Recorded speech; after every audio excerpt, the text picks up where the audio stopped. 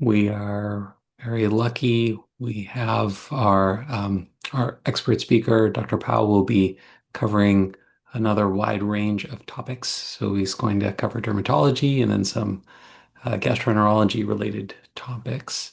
And then we will conclude today with diabetes. So, Dr. Powell, I will turn it over to you. Great. Thanks, Anat.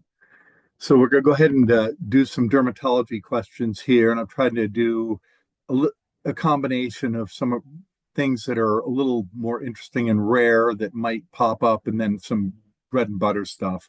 A 39-year-old man presents with a painful rash on his shins. This has been present for the last 2 weeks. He has also had ankle pain and fevers. Slide, I'll show you what would be the most appropriate next test. Here's what the legs look like. So, what would be the most appropriate next test to help with the diagnosis? Chest x ray, blood cultures, ANA, SED rate, or a CBC?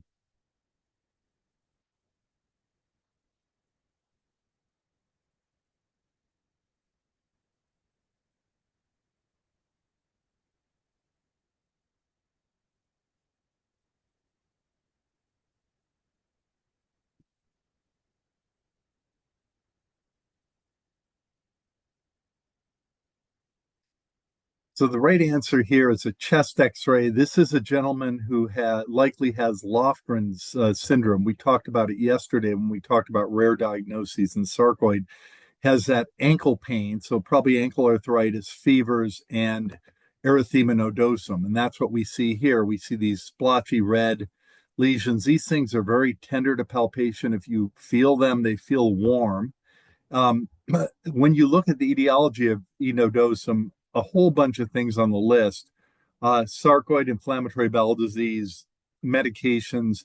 The two most common on this list are probably, certainly idiopathic is probably the most common, followed by drugs, followed by post-strep. But then we have, internal medicine diseases like sarcoid and inflammatory bowel disease. In some parts of the country, especially in the cocci belt, you see this not that infrequently seen with cocci. So, to reiterate, Lofgren syndrome is fever, erythema nodosum, arthritis, usually ankles, and then the chest x-ray helps you with the diagnosis because you see the bilateral hilar adenopathy and you can then make the diagnosis. For enodosum, it is transient, so it usually is present for 2 weeks to 4 weeks, maybe 6 weeks, can be very tender for patients. They respond well to NSAIDs. Prednisone is my favorite treatment because they respond so quickly to it. They also respond to potassium iodide, but that's the least tolerated of these three choices. Most patients who get potassium iodide get quite a bit of nausea with it. So I think NSAIDs or prednisone are an easier treatment for the patient as far as tolerability. A 29-year-old man presents with a rash on his hands and arms. He reports similar episodes several times in the last 18 months. What is the most useful intervention to help prevent further episodes? So, this person, we're going to show you the picture, but this has happened a few times in the last 18 months. So, this is what the hand looks like.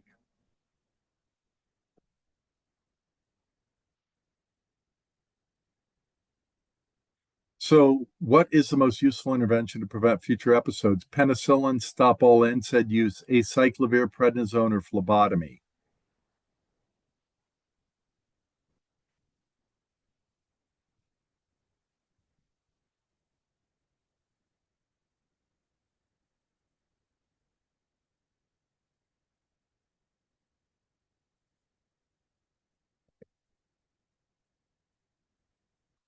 So the 60% of you chose acyclovir, which is absolutely correct. In this patient who has erythema multiforme, and recurrent erythema multiforme is strongly associated with HSV. So when you have adults who get recurrent erythema multiforme, it's probably HSV. And there have been several well-done studies where if you put these people on prophylactic acyclovir, they stop getting recurrent episodes. In kids, it's more common to be infection triggered, often with mycoplasma being the infection that triggers it. But again, in a child that has recurrence, multiple recurrences, we'd certainly think of HSV. And it could be HSV1, more HSV1 favored over HSV2, but both can do it. The drugs, these three drugs are our most allergenic drugs as far as things we see on the skin: penicillins, Dilanta, and sulfa drugs. 47-year-old man with a history of alcohol abuse presents with skin lesions, which I'll show you. These have been present for the last 3 months and are worse when he has increased sun exposure. Which of the following tests should be obtained? Here's what his hands look like. Oops, we'll give you a little more time looking at that. Here's probably the single best lesion to focus on here.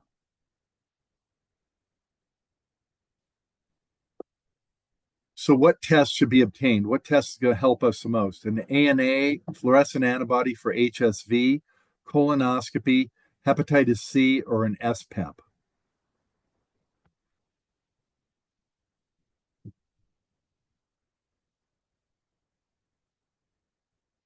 If we can get the poll up.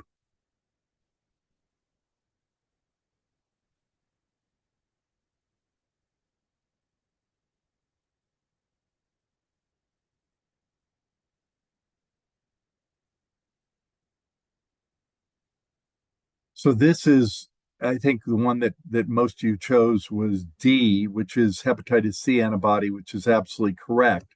Um, so this person has porphyria cutaneous tarda, and it is, you can see here the little blisters here. These are all scabs from old previous blisters.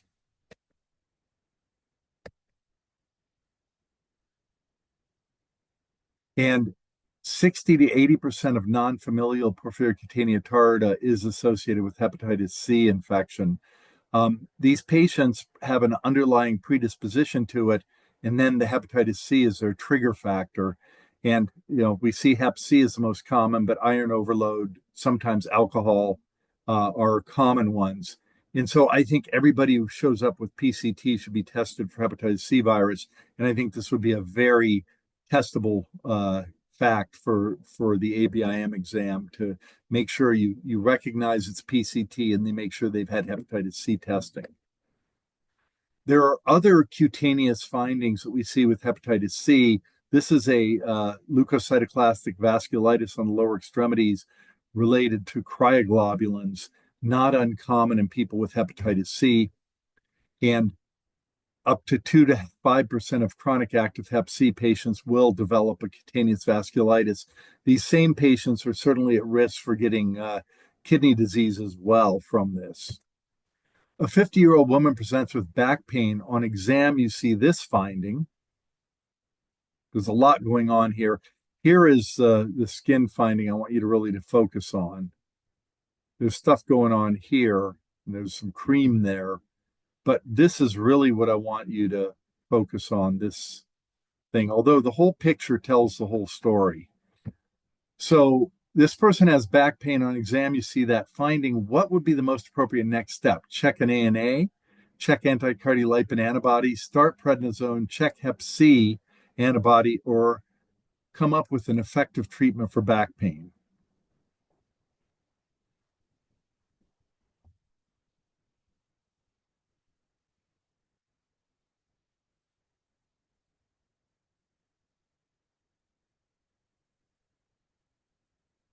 So the right answer here is E. This patient's issue is because of their back pain. And you could see on the picture, what you see here is they actually have been using a heating pad and they actually have thermal burns here. And then they're putting a cream to try to calm that down.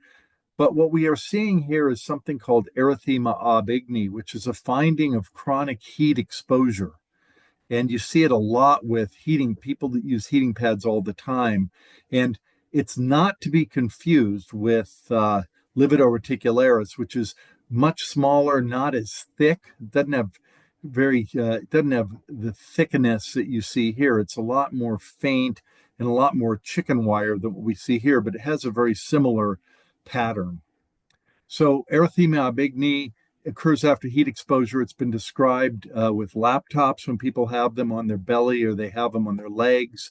heating pads, hot water bottles, and space heaters. People that use space heaters and one leg gets blasted with the space heater might get erythema ab igni on the one leg.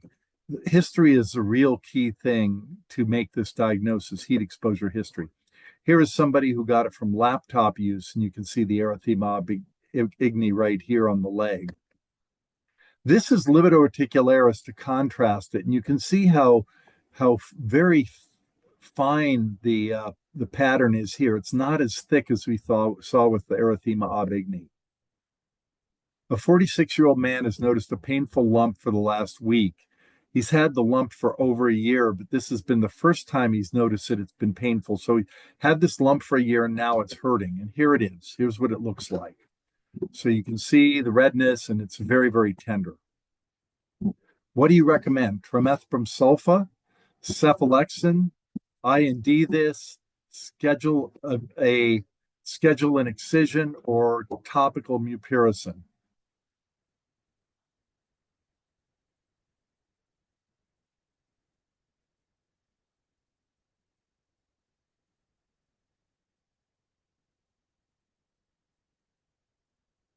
I think C and D are both very reasonable. I think D would be ideal if you could excise this. If you could excise this sebaceous cyst. This going to have a lot better long-term outcome.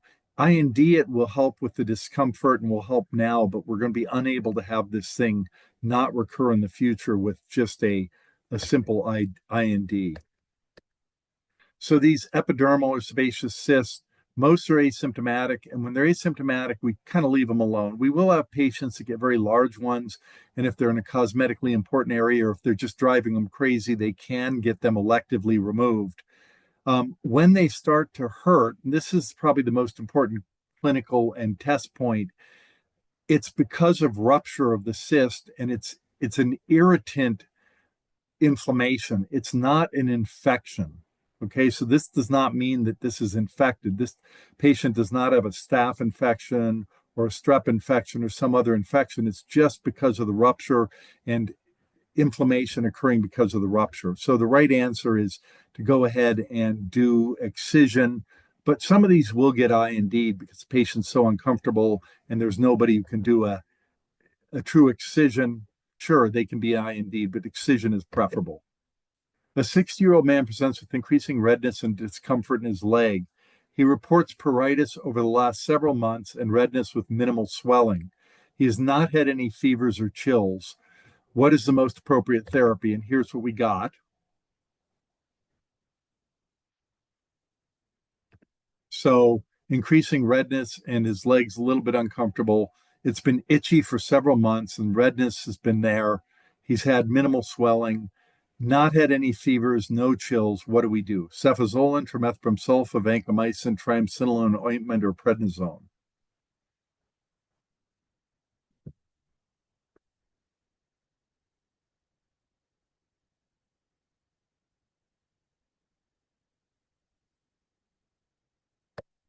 So the right answer here, most of you chose, which is triamcinolone ointment in this person who has stasis dermatitis.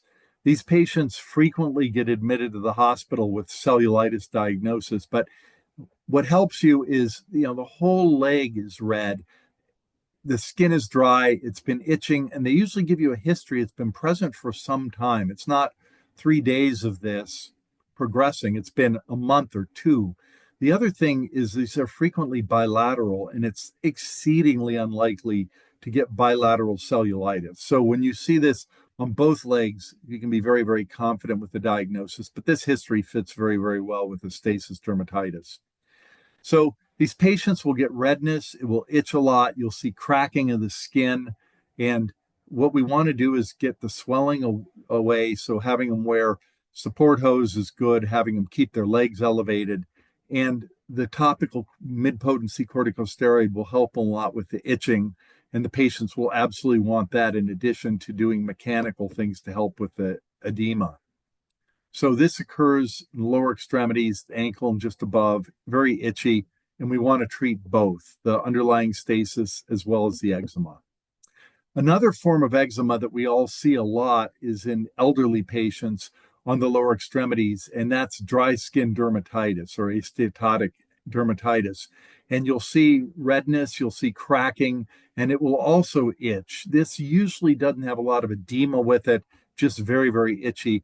And these patients do very, very well with emollients and topical steroids. So we usually advise them to decrease the frequency of their bathing because the hot water will melt away whatever little amount of oils they have in their skin. And then we want them to just cover themselves with emollients. We want oil-based emollients. So, if they want to put coconut oil on, good. If they want to put uh, products like Eucerin out of the tub, which is oil-based, that's great. Uh, Pump lotions are not very good because they're loaded with water and that will dry the skin a bit more. So we tell them to stop overbathing. We want them to use emollients and then give them a mid-potency steroid like triamcinolone to help with some of the itching. Another really common thing we see all the time is dyshydrotic eczema. And early on, it will present with little blisters on the sides of the fingers and often does many, many of the fingers. And patients may think that they got a viral infection. We may confuse this for a fungal infection, but super common form of eczema called dyshydrotic eczema and occurring on the hands. Um, Treatment for this, because it's on the hands, we may need to use a more higher potency corticosteroid.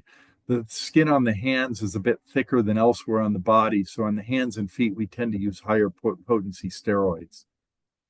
A couple of words on using different dermatologic preparations. Creams are problematic sometimes on inflamed skin. Our patients often will ask for a cream over an ointment because they're less messy. Ointments tend to be a half a category more potent than creams are, and ointments are much better if the person has very, very inflamed skin. Gels are very drying. So when you choose to start a gel, like you decide to start somebody on Metro Gel for acne rosacea, start them off on once a day for a week or so, just to make sure that their skin can get used to how drying it is before you add that second dose. Um, Foams are really good for when we want to treat scalp problems. So people that have scalp eczema, people that have anything where we need to give them a steroid foam in the scalp, they can massage that in and it can stay there. It's much easier than using a cream or an ointment. Solutions are also very, very good for the scalp, where they can just put the liquid right on the area. And one of the more common ones we use for this is both in foam and solution form is topical minoxidil. Uh, Remember that the solutions are mostly alcohol, so they can be very drying, and some people can find them slightly irritating. Sort of some pearls on how to use topical steroids. Make sure that you know one from each class that becomes your go-to steroid. Know a weak steroid, a mid-potency steroid, and a potent steroid. Um, Weak steroids, good example is 1 and 2.5% hydrocortisone, mid-potency, triamcinolone 0.1%, ointment or cream, knowing that the ointment's a little bit more potent than the cream. And a high potency steroid, a good example would be betamethasone or clobetasol. And just use these. It's sometimes helpful to look at the cost of some of these drugs because some of these can be a little bit more expensive than others. And triamcinolone is generally generic and runs under $15 to $20 for a tube. Hydrocortisone is very cheap. And then uh, you can see the differences in cost here. Like if you order the brand name clobetasol, it's $200 a tube versus $15 a tube for the generic. So you can usually find something for anywhere from $15 to $25 for any topical steroid, a go-to for each one of these. So you can make it somewhat affordable for our patients. A 55-year-old Black woman has concern over hair loss. She has noticed hair loss over the past few years, and for many years, she's noticed the hair on the crown of her scalp was getting thinner. She does not have any pain, has not had any inflammatory lesions in the past on her scalp, just very, very concerned about the hair loss. And you can see here on the crown of the head, she's lost quite a bit of hair. What is the most likely diagnosis? Cutaneous sarcoid, CCCA, androgenic alopecia, discoid lupus, or traction alopecia?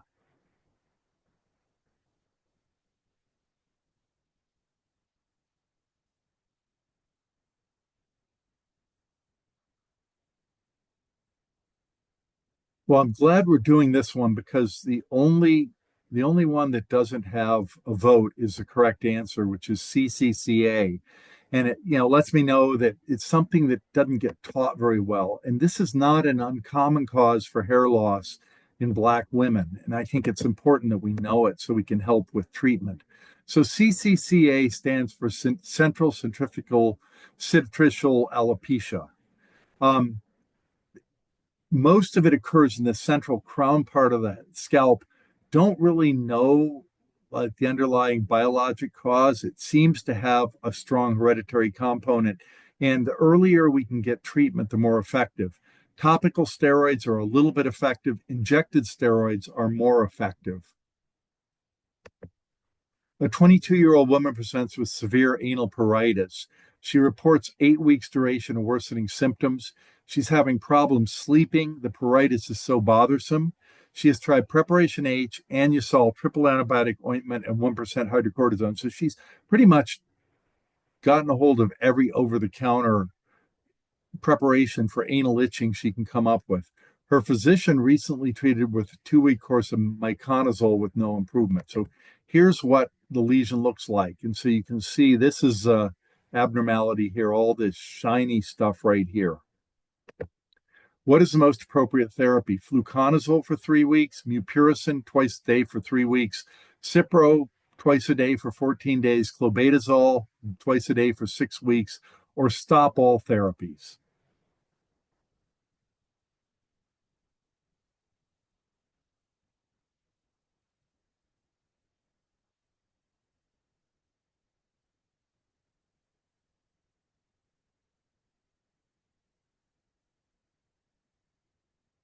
Yeah, so the right answer here is D, clobetasol. So this patient has uh, lichen simplex etetrophicus. So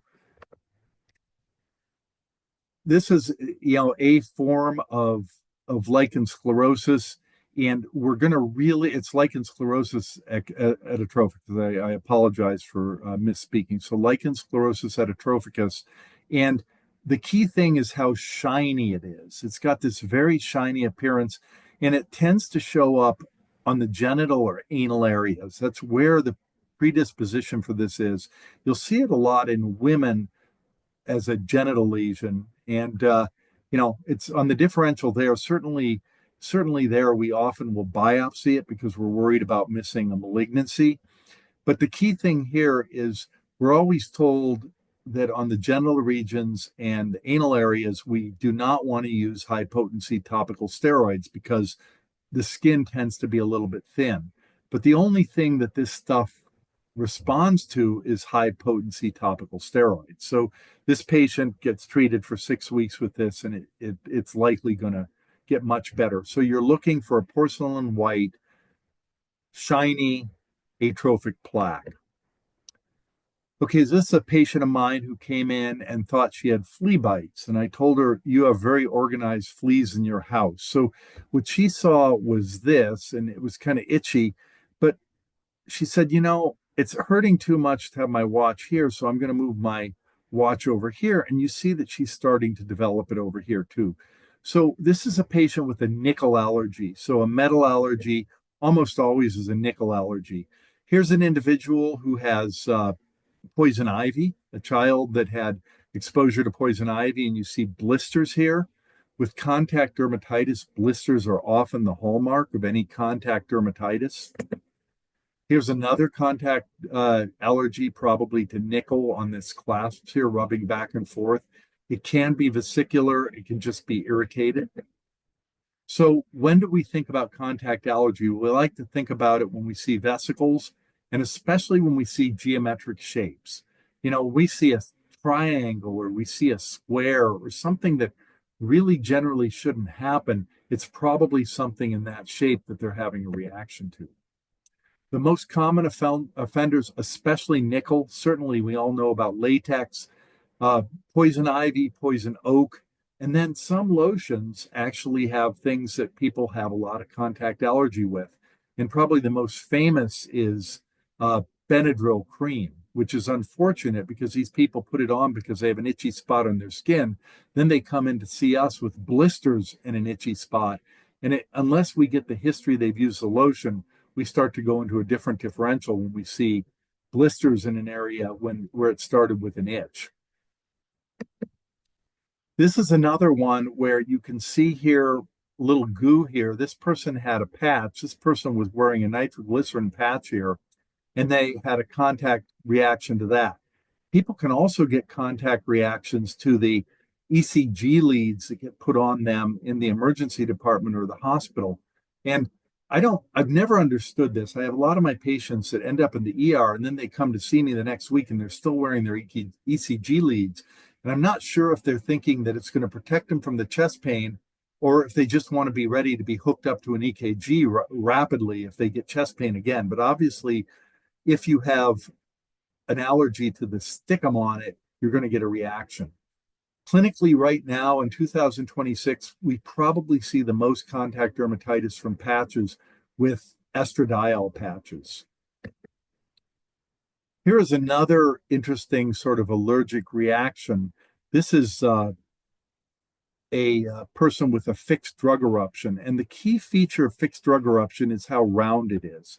They make pretty nice circles, usually dark circles. They can be red, purple, are the coloration. And the thing that helps us diagnose this, these tend to be relatively large. They tend to be at least 2 centimeters, 3 to 5 centimeters. They tend to be fairly round, large round circles. You can see on this patient's neck here. Big one here, a big one here. They tend not to be very small. So up to 5 centimeters in diameter, red to purple with sharp borders. The same three drugs I mentioned earlier, we talked about erythema nodosum, penicillins, dilantin, and sulfonamides are at the top of the list. Pretty much, I have seen just about every drug cause a fixed drug eruption.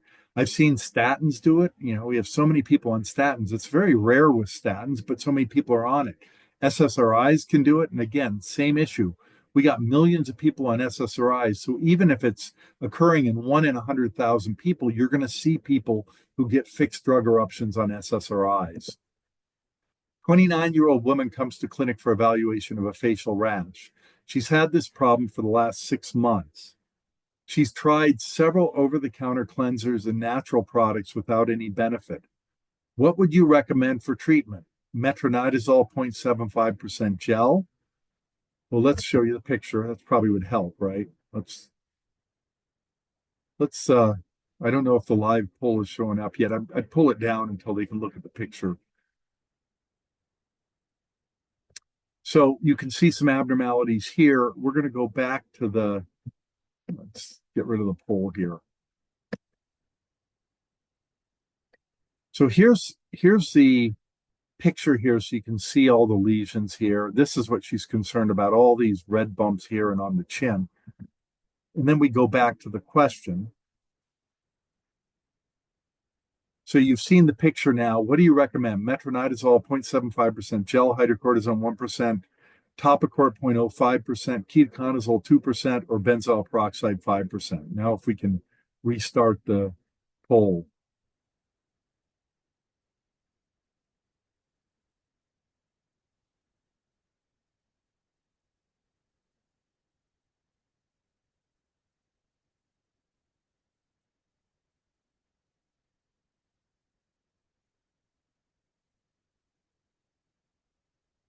So the right answer here, I think it's one that has is the most common one you're choosing, which is metronidazole gel.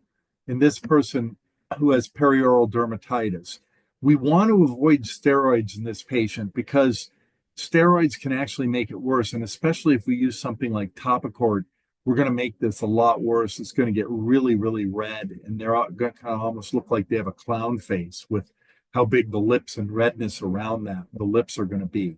So we want to use an antibiotic cream. Metronidazole is great. In some of these patients who have refractory perioral dermatitis, we actually use oral antibiotics. So this usually occurs in women between the ages of 16 and 45. Often they'll give you the history that they didn't have acne when they were younger. And why is it coming out now? The lesions tend to be right on the chin and right around the lip, but they spare the vermilion border. They start as little papules. Eventually they can get scaly, and topical erythro or metronidazole. And then if that doesn't work, using a topical, using an oral tetracycline.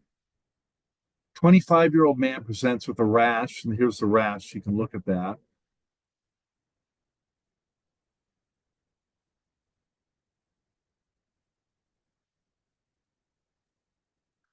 So this rash has been really getting worse and worse over the last 9 months. It's now affecting his scalp and axilla. He has tried over-the-counter hydrocortisone cream, and it got worse with over-the-counter hydrocortisone cream. And then again, I'm going to show you the picture again. So this is what we're dealing with. He's tried topical hydrocortisone. It really didn't clear it up for him. What would you recommend? CBC and HIV tests, back films, including SI joint, oral antifungal, or light therapy?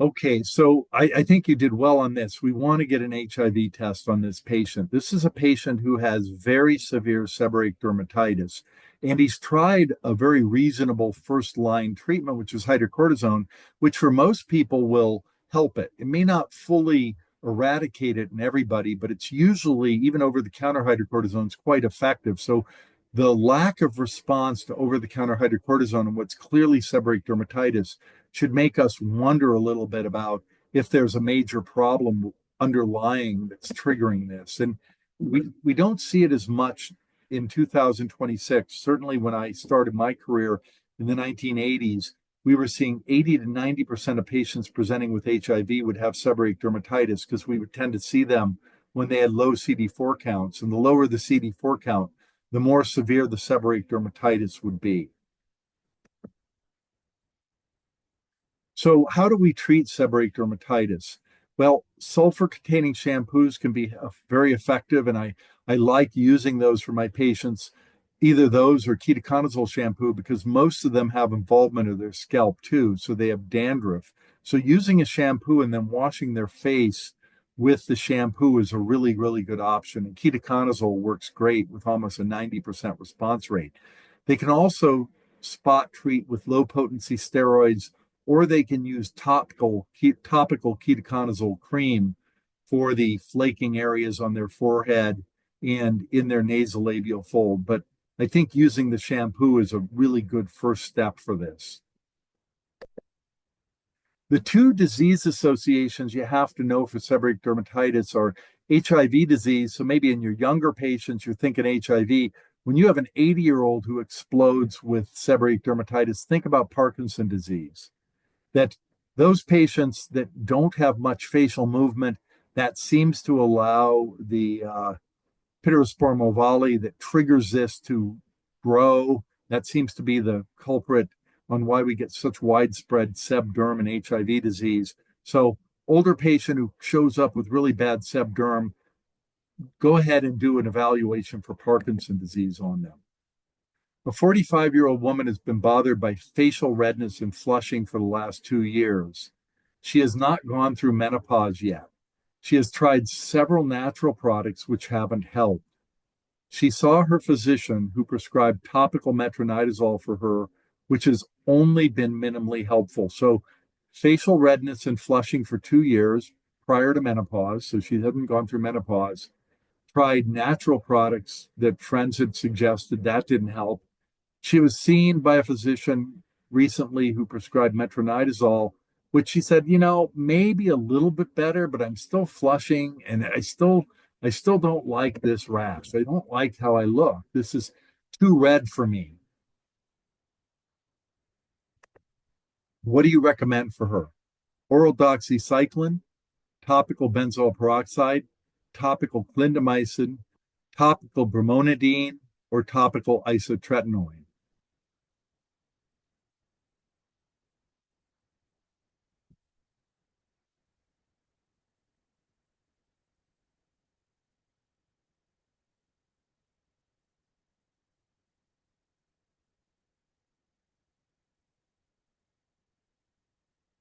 Yeah, so this is a harder question. And I think, normally when we have somebody with acne rosacea and they don't respond to topical metronidazole, we'll ramp it up and we'll go to an oral tetracycline. So using minocycline or doxycycline would be very, very reasonable.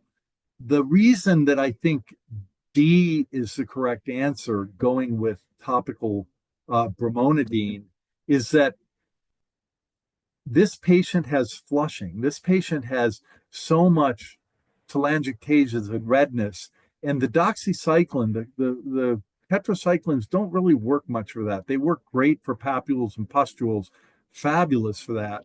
But bromonidine seems to do a much better job on helping these patients with their flushing and for their redness.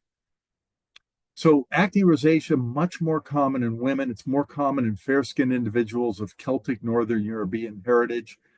Sun-damaged skin is at higher risk, and these patients really flare when they get out in the sun. They get erythema, flushing. Now, I want to make a point here about her symptoms. She said she started to have flushing, and she hasn't gone through menopause yet. Er, Acne rosacea is a very important cause of flushing in our patients. Our patients who say they flush really easily, especially from about the mid chest up. Think about acne rosacea. Acne rosacea is very common. Carcinoid isn't. We get taught sort of to think about carcinoid causes flushing, but acne rosacea is probably the most common cause of flushing in the United States because there are so many more million people with acne rosacea than there are with carcinoid. These patients also have what look like acne with little papules and pustules, but they also frequently have telangiectasias.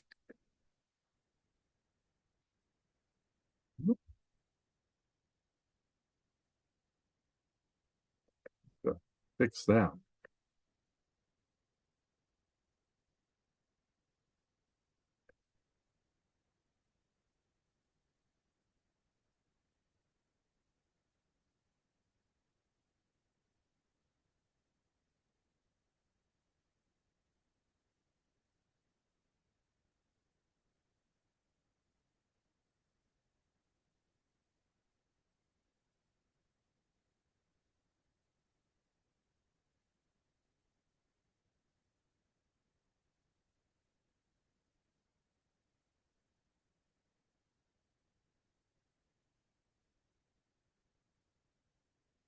Okay, is this sharing right now? Yes, Okay, slides are great. back. Thanks. Okay, so now let's get and talk a little bit about treatment for acne rosacea. Since this is a little bit of a challenging treatment case, the first thing we do with everybody is photoprotection.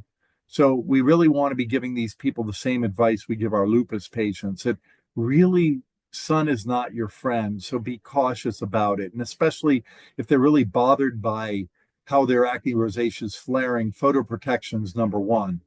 That they need to do basic common sense skincare with gentle skin cleansing, not irritating their skin and keeping it moist. Certainly for the redness, they can use a green-based camouflage makeup. And then we get into what we actually prescribe. For papules and pustules, metronidazole gel, topical azelaic acid work very, very well. This is also one of the few uses for ivermectin. Topical ivermectin can work for this, but I think Metrogel is probably our first choice and what I would start with. And then if it's not working and it's severe disease, then we move to a tetracycline. If they have mostly erythema and flushing, then using oxymetolazine or topical bromonidine. So that's where we use these more expensive treatments. A 35-year-old man presents with a 3-month history of rash. The rash has not been pruritic. He has not been on any new meds. His meds are enalapril, sertraline, omeprazole. What is the most likely diagnosis? Here he is.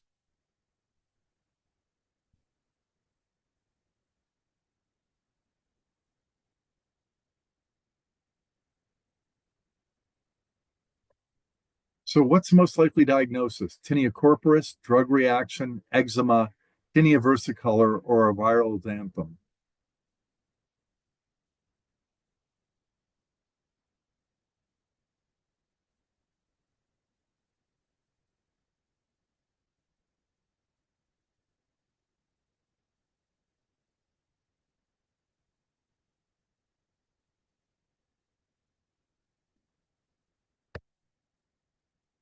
So, the right answer here is tinea versicolor. This is a very typical look at what tinea versicolor looks like if a person has not seen the sun. So somebody in Seattle where we don't get a lot of sun, people aren't out in the sun, they don't get the tanning, and then where these lesions become lighter, they tend to be red, almost, they can almost even get to coffee color, and they can coalesce. So you can see very occasional individual lesions, but they're starting to coalesce here. So you see a large area involved.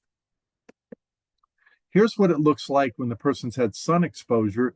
The areas where they didn't have lesions get tan, and the areas where they have lesions become hypopigmented.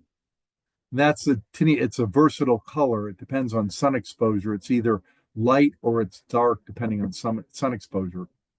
If you scrape this, you are going to find spores and hyphae everywhere. It's just teeming with it. This is one of the more satisfying things to scrape in KOH. A lot of times we scrape and we're looking for other forms of tinea, and we scrape and we do the KOH and we're like, maybe I see it, maybe I don't. You're not going to have any trouble seeing it with tinea versicolor because the load is huge with it, and it's the famous spaghetti and meatballs look of tinea versicolor under the microscope. So this is caused by Pityrosporum furfur, and it's these red to coffee colored lesions.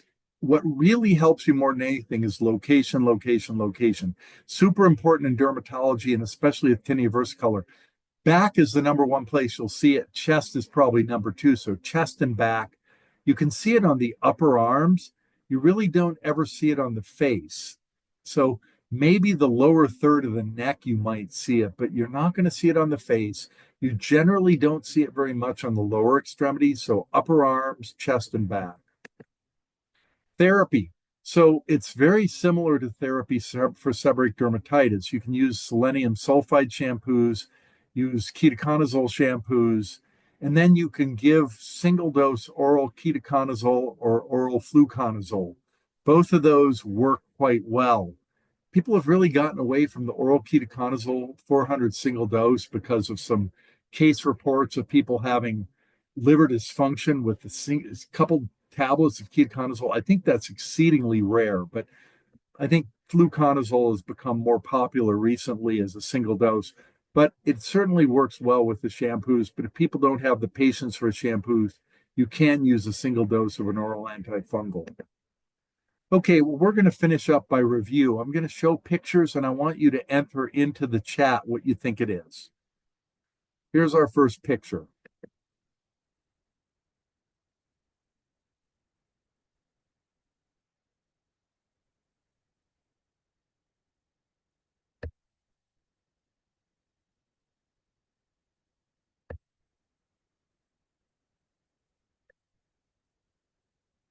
Okay, what do people think? I see great. Erythema multiforme, you're nailing it. Good work. Great job. Okay, we're going to do our next one.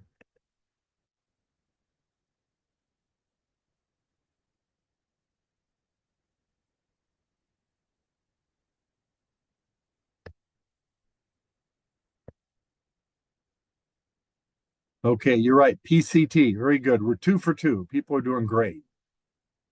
Okay, let's look at our next one.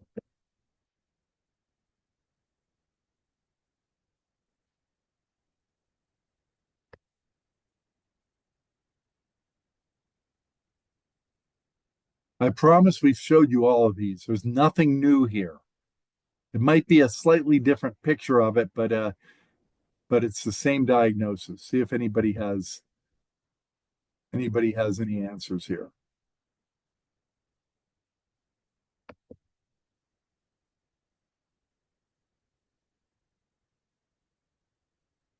So this is tinea versicolor. This is with a bunch of individual lesions here without any coalescence. Okay, let's see what you think about this one.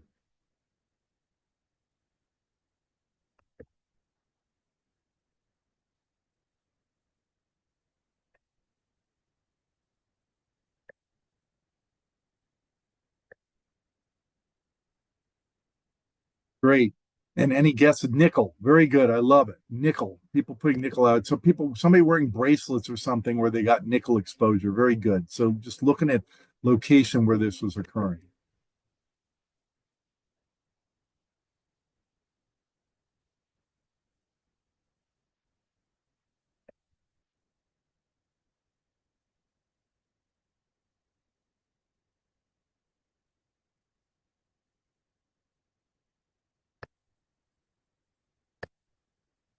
Okay, great. Fixed drug eruption. Love it. Very good. Yeah. So what helps us here, for those of you who got the fixed drug, it's the circle. It's very circular here. So, and they often show up just out of the blue, one funny circle. And one thing that's bizarre about fixed drug eruptions is they like the genitalia.